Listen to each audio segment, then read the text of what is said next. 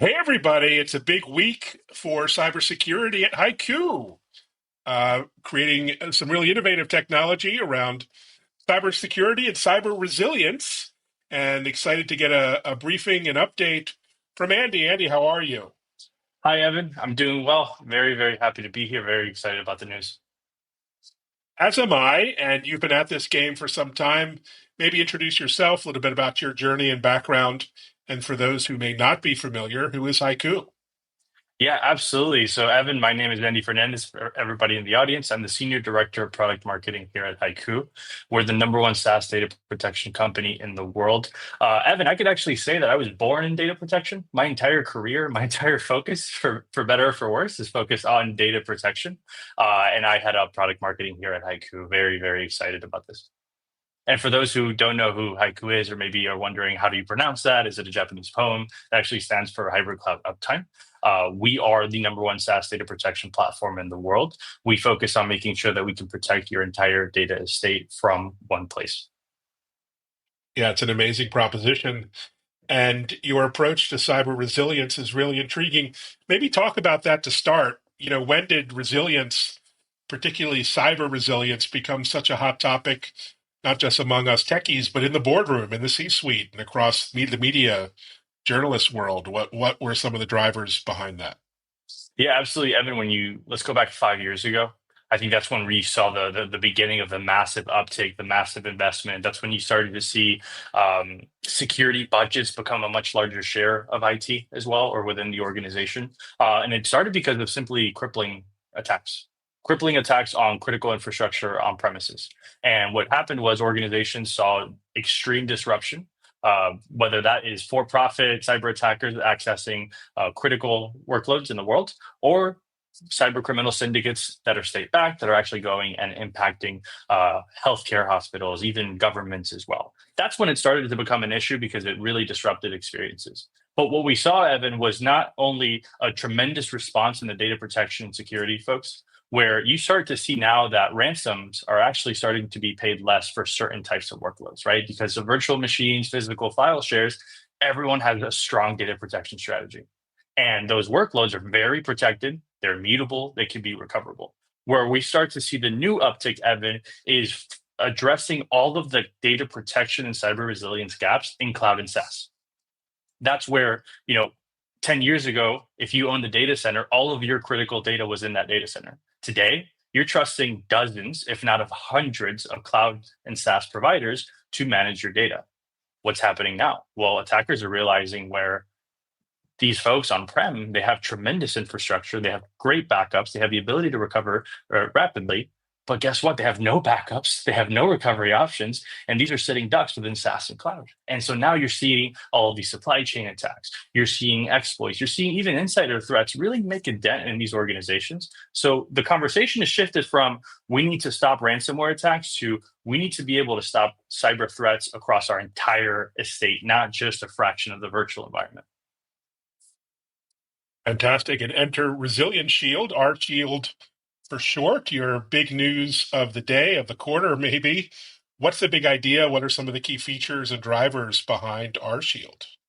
Absolutely. So, Evan, as we stated about 2.5 years ago, we really set out to go and protect the most workloads in the world, right? We protect over 86 workloads today because we said, Wow. it's important to have introduced cyber resilience, but it's worthless if you cannot protect or even provide recovery of some of the most critical applications, right? Think, for example, Evan, things like GitHub or Box or Jira. It's critical data. It touches production. It has customer information and employee information. It must be protected. So 2.5 years ago, we set out to be able to protect all of it. Now, today, we wanted to make sure that we enhance and build even more cyber resilience into this. And I'll give you a couple of examples. And what our shield is think of it as a fabric of cyber resilience that we built into the platform. One key area is being able to make sure that organizations can rapidly detect ransomware on-prem. Those attacks are still happening. AI is helping cyber criminals become much better at their job. You need to be able to detect very quickly. But another key area that we introduced is something called RLOC, which is immutable backups, block level immutable backups for SaaS and cloud workloads that nobody else is able to provide. And the last bit that I'm going to talk about, because our Shield has so many different capabilities as part of it, is offline recovery. So, Evan, imagine if your service goes down, any SaaS service that you think about. If it goes down because of a severe outage or there's a supply chain incident, there's a chance that you could lose your data. Imagine if you had an offline readable access of some of the most your critical knowledge in your organization.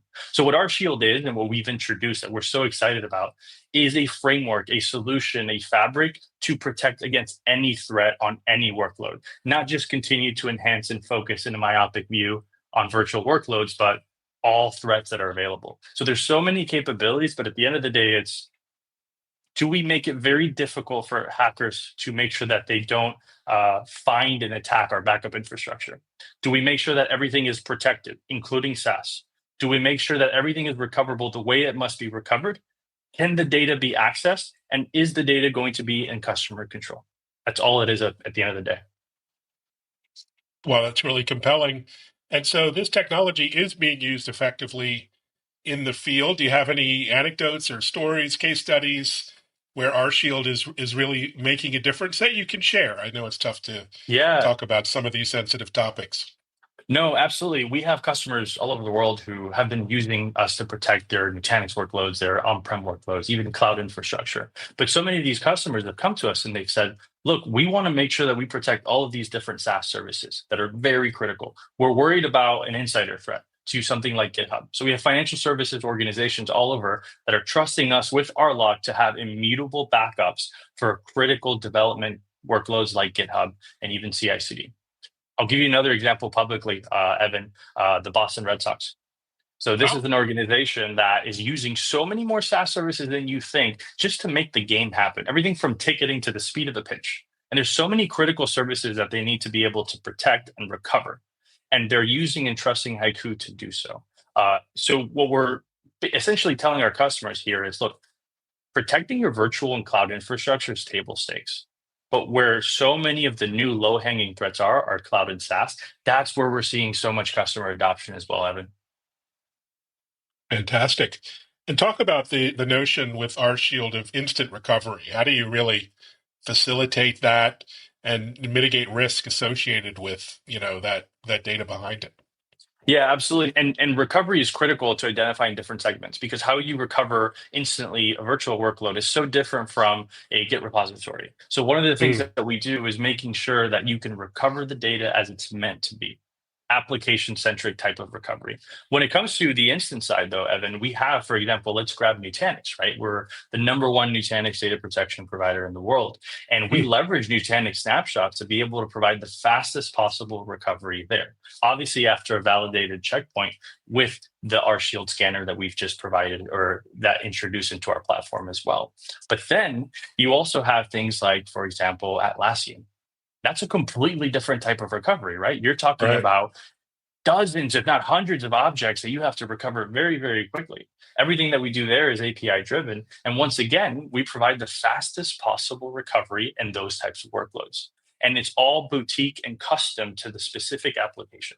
So a lot of these are capabilities that we've had over the last few months that we've started to unveil today, Evan. We've really been working on making sure that our customers have adopted it and shown us the value. Everything from the R Shield scanner that we've had customers test to things like offline recovery as well that we've just released. Wow. Congratulations. And, there's so many organizations playing catch up and to implement a sort of modern approach like our Shield. How long does it take and what's the effort involved? What are the steps organizations need to consider in moving to this new world? You know, Evan, when you think about it, the first step that organizations have to take is actually what is your tech stack actually look like? What does your data estate Mm. look like? You would be surprised when you have conversations with CIOs and you ask them, how many workloads are you using? They're going to rattle off Microsoft 365, Salesforce. But the longer you stay in conversation and the more they bring in staff, that list becomes larger and larger and larger. So the risk at the beginning is not even knowing that you have a problem. Did you know that in your organization, your marketing team is leveraging DocuSign and there's incredible amounts of private contractual data Wow. there? Are those being backed up? Right? It's those conversations where organizations have to admit first, we have a problem. There's an insane amount of applications that are unprotected. We have to go and triage, and then we have to go and start making sure that we can protect. The good news is, Evan, as you know, Haiku, we're software only, we're storage Mm, agnostic. So think of us as an express highway that's fully encrypted from the source to the customer's storage. So once you make that decision, it's very fast to start protecting your workloads. Customers can start protecting their estate same day. And it's because of our architecture, because of the simplicity, but I would rather represent it as intelligent simplicity. We've done a lot of work to make sure that it's a simple experience for the customer. wonderful. So there's so many industries that are playing catch up. We hear news stories every day about healthcare breaches and challenges, just heart wrenching. Obviously state, local education, and on and on. Where do you see adoption being at the moment? Where does it need to be across industries? So where it needs to be is everywhere, especially when you Right. think public sector, especially when you think municipalities and folks who maybe don't Mm, have the largest budgets, but are still holding so mm, much critical information that will run a city. That's a huge area. But Evan, one of the areas where we've seen very strong adoption though is financial services. And the reason for mm, that is the EU released the Digital Operational Resilience Act that essentially dictated that any ICT or SaaS or cloud service that your organization is using that impacts customers or touches productions has to have a backup that's policy driven. So it's not just a script on a hard drive. It has to be stored offsite and has to be continuously tested. This has mm. released a frenzy within the EU and also any US company that's doing business in the EU. And they have to go and become DORA compliant. And you're seeing copycat legislation all over the world. You're seeing a version of it in South Africa. You're going to see versions of it in the US. So financial services, forefront just because of the legislation that's driving it. Healthcare simply because organizations can't afford to lose this data. So that's another critical area. And the gap there is folks aren't thinking about all of these healthcare services, our health records, document management, surveying, they used to be on-prem. Now they're individual SaaS services. And it's a bit of a blind spot that nobody's had a conversation about. Where's that data? Am I protecting it? If that service goes down, do I have access to it? So we see healthcare also as a major driver, but I can confidently say financial services has been a massive adopter. Absolutely. So look, your enthusiasm is really infectious. It's almost like you worked in this industry your entire adult life. So Exactly. congratulations on this. And everyone I talk with at Haiku has such a mission-driven mentality. It must be quite rewarding to be part of that team. It is, Evan. I think, when you work in tech, sometimes it can be easy to think through, well, what impact are we actually having, right? Am I working on a widget to help somebody sell another widget to then document this widget? Or am I delivering a product or a service that actually can potentially save data and save lives, right? There's always, for example, the children's hospitals that are getting attacked. Mm. These things are happening. There is actual evil and it's happening in a digital setting. The fact that we can go help and recover this data is very critical. And I think that allows us to kind of have that approach of saying we're actually making a difference. And indeed you are. Congratulations on all the great work. Onwards and upwards. Thanks, Andy. Thank you so much. Thanks, Evan.